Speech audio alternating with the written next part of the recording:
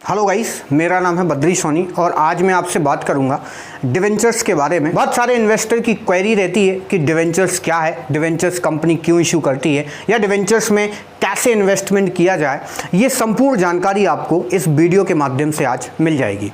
Company पैसा इकट्ठा करने के लिए शेयर्स के अलावा डिवेंचर भी इशू करती है और डिवेंचर परचेज करने वाले इन्वेस्टर को company fix rate of interest provide करती है। डिवेंचर एक सर्टिफिकेट की तरह होता है जो कि कंपनी द्वारा इशू किया जाता है।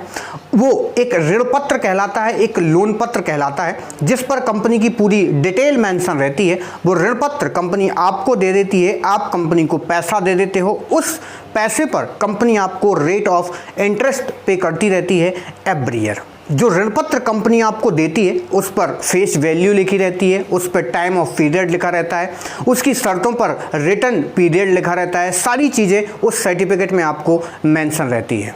कुल मिलाकर कंपनी को आप एक लोन दे रहे हो और उस लोन पर कंपनी आपको इंटरेस्ट पे कर रही है। कंपनी लॉस में हो या फायदे में हो, लेकिन आपको आपका रेट ऑफ इंटरेस्ट मिलता रहेगा। ये जो डिवेंचर इशू किया जाता है ये 1 ईयर से ऊपर के लिए किया जाता है। आप सोचो कि हम 6 मंथ या 8 मंथ या 9 मंथ या 10 मंथ के लिए ले तो नहीं आपको मिल पाएगा। ये सिर्फ आपको 1 ईयर के लिए ही दिया जाएगा। डिवेंचर्स पर दिए जाने वाला इंटरेस्ट रेट कूपन रेट कहलाता है। ये फिक्स इनकम या फिक्स रेट कूपन कहलाता है। डिवेंचर्स का पैसा अगर कंपनी आपको वापस नहीं करती आपके टाइम ऑफ पीरियड के बाद, तो आप उस कंपनी के ऊपर केस कर सकते हो और डिवेंचर के डॉक्यूमेंट पर जो अमाउंट लिखी रहती है उस अमाउंट के तहत उसे हम फेस वैल्यू कहते हैं। हम बात करते हैं टाइप ऑफ डिवेंचर्स की। कितने टाइप के डिवेंचर्स होते हैं, कौन कौन से डिवेंचर्स होते हैं।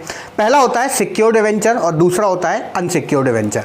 सिक्योर डिवेंचर वो डिवेंचर्स कहलाते हैं जैसे मान के चलो आपने किसी कंपनी को पैसा दिया, उस पैसे से कंपनी ने फैन परचेज कर लिया, कंपनी ने कंप्यूटर परचेज कर लिया, कंपनी ने उसका फर्नीचर बनवा लिया, कंपनी ने कूलर एसी लगवा लिए आपके पैसे से।